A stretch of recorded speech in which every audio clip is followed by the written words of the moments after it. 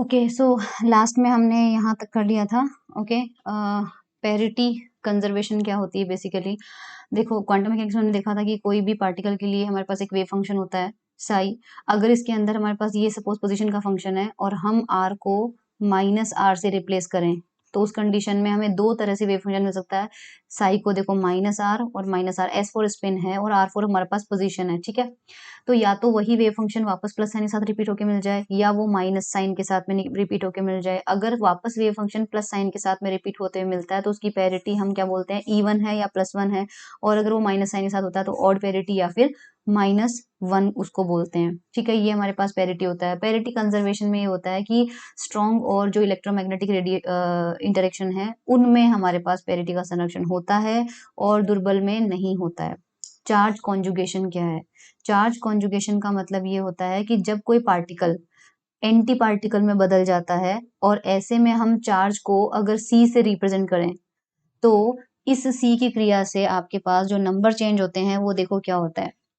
Q जो होता है वो चार्ज एंटी पार्टिकल के लिए माइनस क्यू हो जाएगा। उसका जो बी होता है वो हमारे पास बेरियन नंबर माइनस बी से हो जाएगा। एल आपके पास इलेक्ट्रॉन नंबर माइनस वन से और स्ट्रेंजनेस आपके पास माइनस वन से, ठीक है।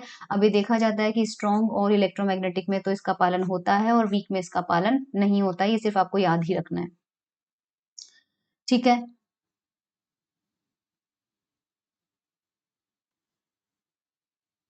अब आपके पास देखो संरक्षण नियमों को कुल मिला के हमने जितने भी कंजर्वेशन लॉज पढ़े हैं, अगर सबको एक टेबल में लिखा जाए तो हमारे पास क्या होगा। तीन तरह के इंटरेक्शन में हम बात करते हैं, ग्रेविटेशनल की बात नहीं करते हैं हम, स्ट्रॉन्ग, इलेक्ट्रोमैग्नेटिक और दुर्बल, वीक, ठीक है। टोटल एनर्जी जो है देखो तीनों में कंजर्व रहती है। जो एग्जैक्ट वाले होते हैं, क्योंकि हमने बोला ना यथार्थ वाले जो होंगे वो तो सब में ही कंजर्व रहेंगे, जो अप्रोक्सीमेशन वाले होंगे वो कुछ कुछ में रहेंगे। तो total energy, momentum, angular momentum, charge, lepton number, baryon number, isospin, हाँ ये बेरियन नंबर तक सब तीनों में है। आइसोस्पिन जो देखो है वो केवल स्ट्रॉन्ग में है, ठीक है, इलेक्ट्रोमैग्नेटिक में नहीं है कंजर्वेट और वीक में भी नहीं है। तो ये टेबल जो बनी हुई है वो हम ऑलरेडी पढ़ चुके हैं सारा। इस टेबल से आपको याद हो जाएगा कि कौन कौन सा किस किस में कंजर्व रहता है और किस किस में नहीं रहता है, ठीक है। जो न्यूमेरिकल प्रॉब्लम्स है वो आप बुक से कर लीजिएगा सॉल्व। यहाँ पर ये प्रॉब्लम्स डिस्कस की हुई है। मैं ये न्यूमेरिकल प्रॉब्लम्स डिस्कस नहीं कर रही हूँ क्योंकि उससे बहुत सारा टाइम चला जाएगा। वैसे भी सॉल्यूशन दे रखे हैं तो आपको दिक्कत नहीं आएगी और थ्योरी आप इनकी पढ़ ही चुके हैं। अब देखो ये क्या है, ये बढ़िया तरीका है अपना, एट फोल्ड वे। वैसे पूछा नहीं जाता एग्जाम में, बट क्या पता पूछ ही लिया जाए तो हमारे पास 8 तरह के जो मेसोन्स हैं, 3 तो पायोन, हमारे पास कायोन और हमारे पास ईटा नोट, है ना। 4 कायोन, वो 3 तरह के कायोन हमारे पास ईटा नोट जो है उनका जो हाइपर चार्ज है वाई, और एक आइसोस्पिन का थर्ड कंपोनेंट I3, चार्ज इनका Q और स्ट्रेंजनेस S। इससे हमें एक डायग्राम मिलता है। तो 8 और स्पिन हाफ, इसी तरह से जो ये तो मेसोन हो गए 8, इसी तरह से आज 8 आपके पास स्पिन हाफ पार्टिकल होंगे, Pn, लेमडा नॉट, जाई प्लस, जाई नॉट, जाई माइनस, ये आपके पास कास्केड या जाई नॉट, ये सॉरी सिग्मा है, ये सिग्मा और ये जाई। इनके लिए भी Y I3Q से हमें एक डायग्राम मिलता है जिसको सबसे पहले गेलमान और नीमान ने बताया था, और इसे हम 8 फोल्ड एरे बोलते हैं। 8 फोल्ड एरे बोलते हैं। बनता कैसे है वो देखो। ओके, सबसे पहले हम क्या करेंगे, 3 तरह के पायोन कहाँ कहाँ प्लेस करेंगे। ये देखिए पाई माइनस, यहाँ पे पाई नोट है और ये पाई प्लस, तीनों को एक लाइन पे रख लो। ओके, ऊपर वाली लाइन पे के नोट और के प्लस, ये 2 पार्टिकल है और इनके एंटी पार्टिकल क्या है, ये आपके पास के माइनस इधर रखना है और के बार नोट। अब इनको यहीं क्यों रखा गया भी पता चल जाएगा। हम क्या कर रहे हैं, हमने 3 लाइनें खींच दी है। ये जो ऊपर वाली लाइन है, इस लाइन से गुजरती हुई लाइन जो है ये S equal two plus one, यानी कि के नॉट और के प्लस इन दोनों की स्ट्रेंजनेस प्लस वन है। S इक्वल टू 0 वाले तीनों पार्टिकल्स एक साथ लिख लिए। ध्यान रहे पाई माइनस, पाई नोट और पाई प्लस के अलावा एक और पार्टिकल होता है जिसे हम मेसोन की कैटेगरी में रखते हैं और उसकी स्ट्रेंजनेस 0 होती है, वो होता है ईटा नोट। इसलिए इस पाई नोट के साथ में ही यहाँ पर आप ईटा नोट भी रखेंगे, ठीक है, क्योंकि तभी ये 8 पार्टिकल होंगे। नहीं तो आप देखिए 1 2 3 जो सर्कल बनाए वो तो 7 ही है, और जो बीच वाला सर्कल है उसमें 2 पार्टिकल को रिप्रेजेंट कर रहा है, इसलिए 8 पार्टिकल हो गए। इसी तरह से s इक्वल टू -1 वाले को, तो आपको ये याद रखने का बहुत बढ़िया तरीका है। सबसे पहले आपको क्या करना है, 3 लाइनें खींचनी है हॉरिजॉन्टल। पहले वाली लाइन में आपके पास s इक्वल टू +1 वाले पार्टिकल, दूसरी लाइन में आपके पास s इक्वल टू 0 वाले पार्टिकल, और तीसरी लाइन में आपके पास s इक्वल टू -1 वाले पार्टिकल। अब हम वर्टिकल एक्सिस पे क्या रखेंगे, वर्टिकल एक्सिस पे हम रखेंगे अपना हाइपर चार्ज। ठीक है, तो यहाँ पर हमारे पास +1 जो है वो इनके लिए हो जाएगा। ठीक है, और यहाँ पर अपने पास जो -1 है वो इस कायोन के लिए हो जाएगा। ओके, देखो हमारे पास यहाँ पर कितना हो जाएगा, हमें पता है हाइपर चार्ज कितना होता है, देखो B+S होता है, करेक्ट। ये सारे के सारे मेसोन्स बने हुए हैं, अगर मेसोन्स बने हुए हैं तो जाहिर सी बात है ये बेरियन है ही नहीं, तो सबके लिए बेरियन क्वांटम नंबर कितना हो जाएगा, बेरियन नंबर कितना हो जाएगा, 0 हो जाएगा। यानी y की वही वैल्यू आएगी जो s की वैल्यू आएगी। तो जब आपका s+1 है और s+1 किसके लिए है, K0 और K+, तो इन दोनों की लाइन के बीच में क्या लिखा हुआ है, +1, यानी इन दोनों का हाइपर चार्ज भी +1 होगा। फिर आ जाओ s इक्वल टू 0, तो यहाँ पर इन्होंने 0 लिखा नहीं है, ये 0 होगा हाइपर चार्ज, ठीक है इनके लिए। और s इक्वल टू -1 होगा, इसके लिए देखो यहाँ पर -1 लिया है। तो जो वर्टिकल वाली लाइन है वो आपके पास हाइपर चार्ज है, तो ऊपर वाले दोनों पार्टिकल के लिए +1, बीच वाले तीनों के लिए 0, और नीचे वाले के लिए कितना हो जाएगा, -1। ठीक है, और इसी तरह से हमने ये हॉरिजॉन्टल वाला लाइन जो है वो s इक्वल टू +1 दोनों पार्टिकल के लिए, यहाँ 3 पार्टिकल थे, तीनों के लिए स्ट्रेंज है 0, यहाँ 2 पार्टिकल के लिए, दोनों के लिए s इक्वल टू -1। तो आई होप आपके 8 पार्टिकल के लिए आपको y पता चल चुका है, 8 पार्टिकल के लिए आपको s पता चल चुका है। अब हम चार्ज की बात करते हैं। चार्ज में हमें बिल्कुल दिक्कत नहीं आती, क्योंकि जो उस पे लिखा हुआ है वही उसका चार्ज होता है। जैसे कि पॉजिटिव वाले पार्टिकल के लिए देखिए, अब चार्ज का देखना, चार्ज वाली लाइन आपके पास किधर बनी हुई है,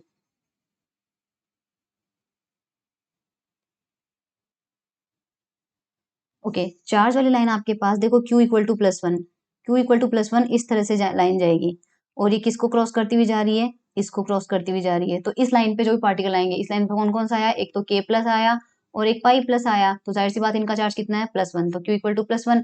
फिर ये वाली लाइन देखो, इस वाली लाइन पे जितने पार्टिकल आ रहे हैं सब ऊपर नॉट लगा हुआ है, K0, 𝛉0, पाई0, K0 बार, सबका चार्ज न्यूट्रल, तो सबका Q इक्वल टू 0 वाली लाइन हो गई। फिर आपके पास इस पे पाई माइनस और K-, तो इनका चार्ज कितना हो जाएगा, Q-1। तो 3 लाइनें और हो गई, मतलब जो हॉरिजॉन्टल लाइन है वो स्ट्रेंजनेस को बताएगी, जो वर्टिकल लाइन है वो हाइपर चार्ज को, और जो इस तरह की टेढ़ी लाइनें होगी वो आपके पास Q को बताएगी। तो Q पता चल गया, Y पता चल गया, S पता चल गया। अब बचा क्या, एक I3 और बोला था इन्होंने कि I3 बताओ, तो I3 वाली लाइन जो है वो आपके पास यहाँ पर देखो, यहाँ पर सिर्फ इसके लिए डिफाइन यहाँ पर की हुई है। I3 को भी मतलब इन्होंने उसी में माना है, जो I3 है वो सॉलिड वाली लाइन होगी। सॉलिड वाली लाइन का मतलब है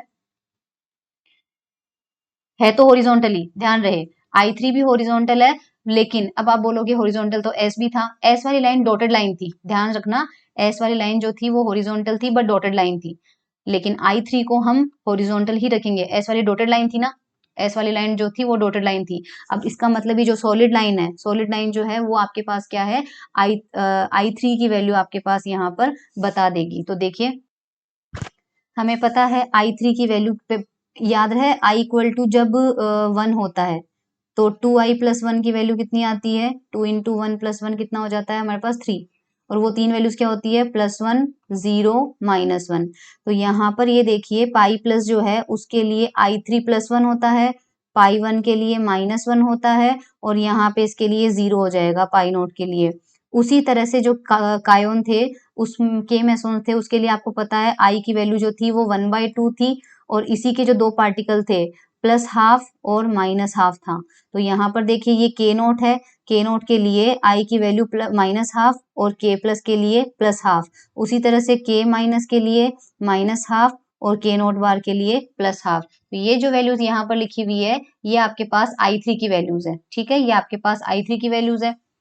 सो यहाँ से हमारे पास एक इस ट्राइंगल में 8 फोल्ड एरे में आपको क्या क्या पता चल रहा है, आपको किस किस बात का पता चल गया, ये देखिए आपको Y, I3, Q और S 4 चीजों का पता चल गया। अब बेरियन का देख लेते हैं, ये रहा बेरियन का। बेरियन के हमारे पास पार्टिकल ये हो गए N, P, neutron, proton, sigma minus, sigma naught, lambda naught, sigma plus, xi minus और जाई नॉट। ये s इक्वल टू 0 वाले proton neutron, s equal to -1 वाले ये 3, s इक्वल टू -2 वाले 3। इसी तरह से वर्टिकल लाइन में q इक्वल टू +1 है, ये प्रोटॉन +1 चार्ज होता है और सिग्मा प्लस प्लस हो जाएगा। q इक्वल टू 0 पे तीनों neutral particle, q equal to minus पे ये वर्टिकल। इसी तरह से हाइपर चार्ज +1 और -1 वाले, और सेम डायग्राम वो का वही बनेगा, बस पार्टिकल्स चेंज हो गए। तो ऊपर वाला मैंने समझा दिया, नीचे वाला आप समझ लीजिए। इसके बाद क्वार्क मॉडल, ये सबसे इंपॉर्टेंट है, मतलब इस चैप्टर का बहुत इंपॉर्टेंट टॉपिक है हमारे पास।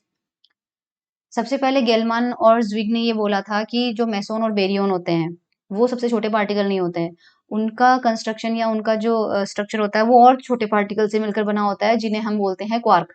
तो मेसोन जो होता है वो एक क्वार्क और एक एंटी क्वार्क से मिलकर बना होता है, जबकि बेरियन जो होता है वो 3 क्वार्क से मिलकर बना हुआ होता है। ओके, तो ये जो हमारे पास क्वार्क होते हैं, ये up quark you, down quark D, strange quark S, ये 3 टाइप के हमारे पास इन क्वार्क को बोलते हैं। अब इनके लिए कुछ चीजें जो है, नंबर क्या क्या है वो ध्यान में रखना आपको। यू और डी के लिए हम आई इक्वल टू 1/2 लेते हैं और डबलेट मानते हैं, ध्यान रखना यहाँ पर हमारे पास इसको क्या मानेंगे, डबलेट मानेंगे। ये कह रहा है कि एक पार्टिकल था, उसके लिए आई इक्वल टू 1/2 बोला। जब आई इक्वल टू 1/2 होता है तो I3 की वैल्यू कितनी होती है, +½ और -½ ठीक है। तो ये अप क्वार्क बोल दिया, इसको डाउन क्वार्क बोल दिया। तो अप और डाउन जो है वो बेसिकली क्या हो गए, डबलेट हो गए ना, एक ही पार्टिकल की 2 स्टेट डबलेट हो गई। तो यहाँ पे यू और डी को आई इक्वल टू 1/2 का डबलेट माना गया है, तो यू के लिए +½ बोल देते हैं और डी के लिए -½ बोल देते हैं। एस जो है उसको हम बोलते हैं सिंगलेट, एस के लिए कुछ नहीं आया तो उसको सिंगलेट बोल देते हैं। सिंगलेट के लिए हम जानते हैं आई तो 0 होता है और I3 भी 0 होता है।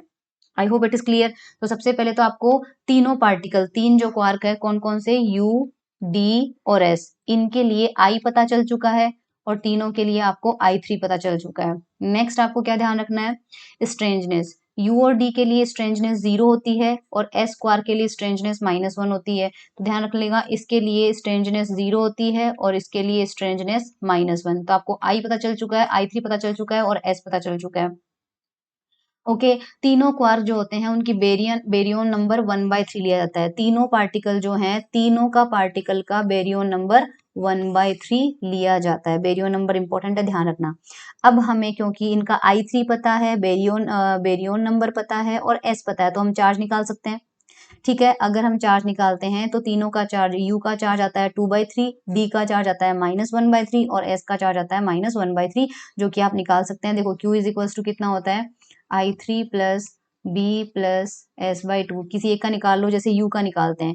U के लिए I3 की वैल्यू कितनी है, 1/2, बेरियन कितना है 1/3, स्ट्रेंजनेस कितना है 0। इसको सॉल्व करेंगे तो उसके लिए Q की वैल्यू आ जाएगी 2/3। ठीक है, हाँ देख लेना, मतलब 2/3 आ जानी चाहिए यू के लिए। अच्छा, I3 plus B plus S/2 था, यस, चेक कर लेना ना। यू का चार्ज आ जाएगा 2/3, डी का चार्ज आ जाएगा -1/3 और एस का चार्ज आ जाएगा -1/3।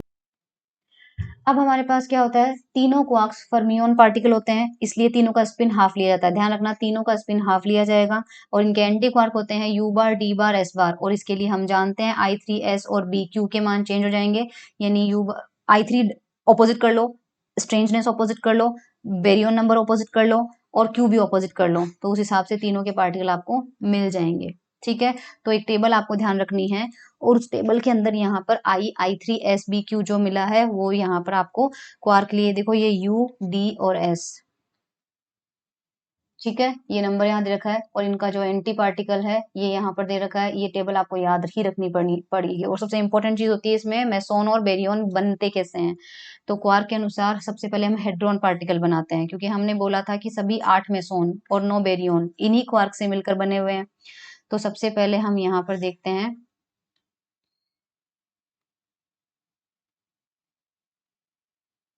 मेसोन पार्टिकल को बनाते हैं। मेसोन के लिए हमने बोला है कि एक क्वार्क और एक एंटी क्वार्क होगा। तो सबसे पहले पाई प्लस बनाते हैं। पाई प्लस हमारे पास क्या होता है, यू और डी बार, इनसे मिलकर बना हुआ माना जाता है, यानी कि जो पाई प्लस है वो यू डी बार साथ में रहेंगे। क्यों रहेंगे, क्योंकि हमें मेसोन के लिए वो सारी चीजें सेटिस्फाई करनी है। देखो ये इसका मतलब ये बोल रहा है कि यू ये बोल रहा है u प्लस डी बार, ये मिलकर क्या बन रहा है आपके पास पाई प्लस। तो ऑब्वियसली सारी चीजें सेटिस्फाई होनी चाहिए। कौन कौन सी आपके पास I3 B S Q, शायद यही चीजें टेबल में लिखी हुई थी। टेबल में जो चीजें लिखी हुई है वो देख लीजिए आप सारे के सारे।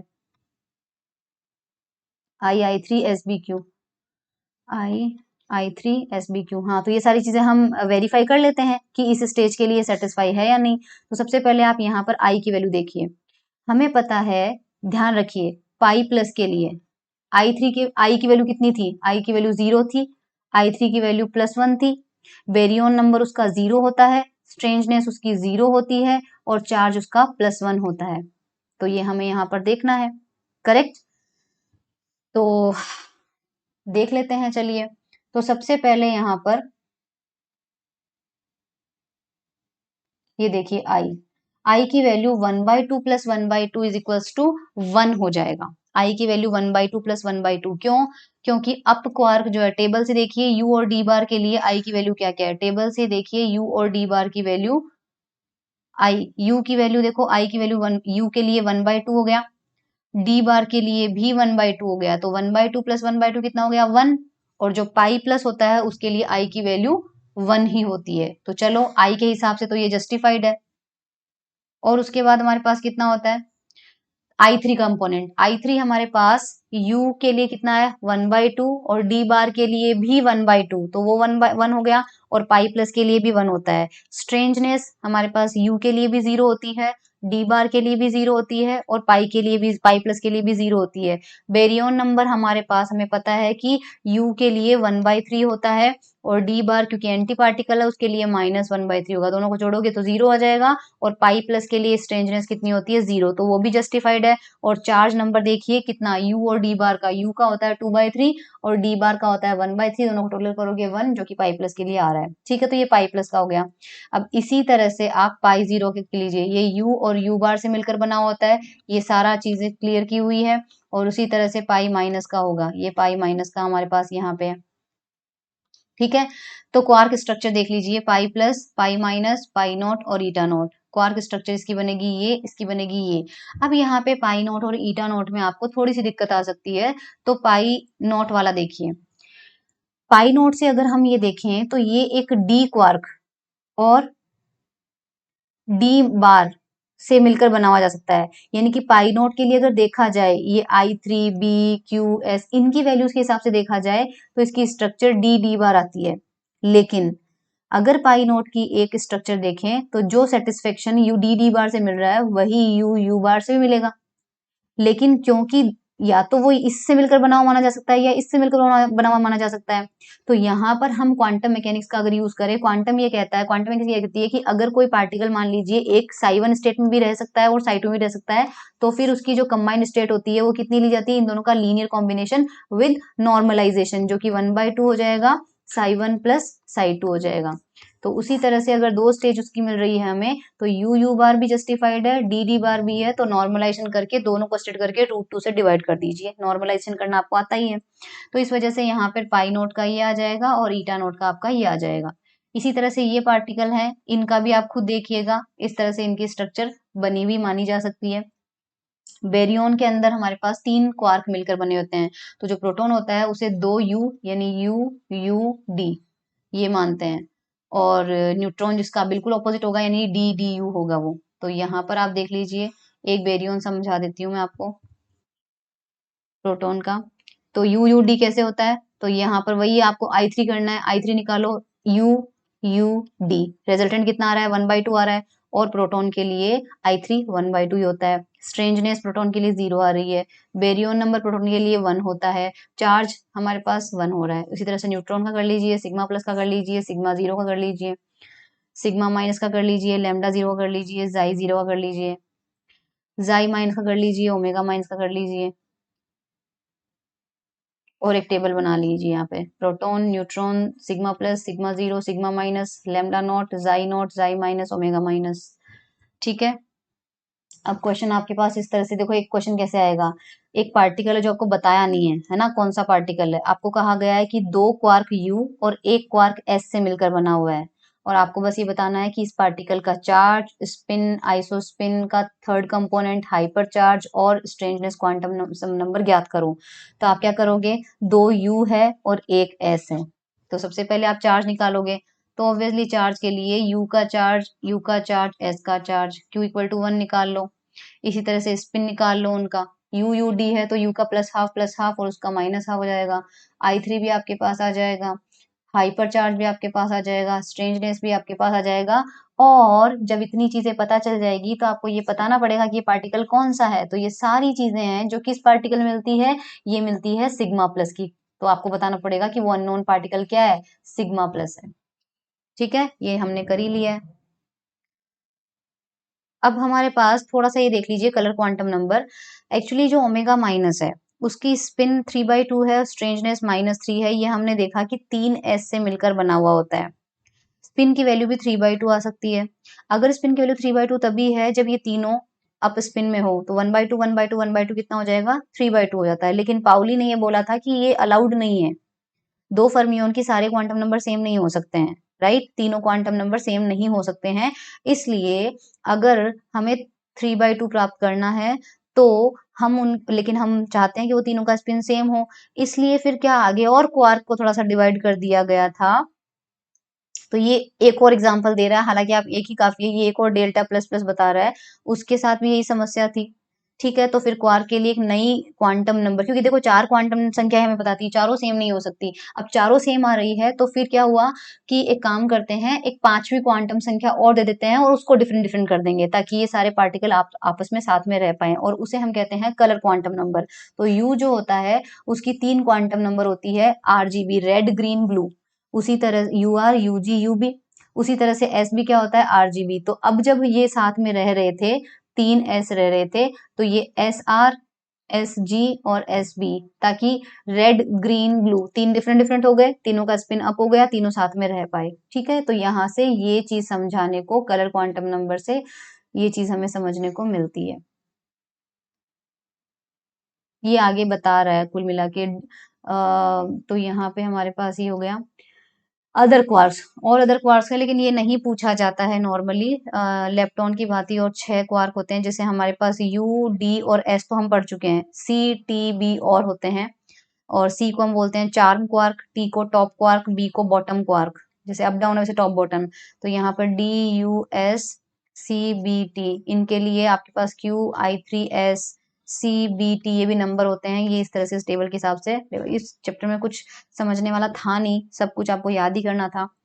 सो ये था हमारा पार्टिकल फिजिक्स जो हम कंप्लीट कर चुके हैं। नेक्स्ट यूनिट 4 जो कि हम स्टार्ट करेंगे नेक्स्ट लेक्चर में। Thank you so much everyone.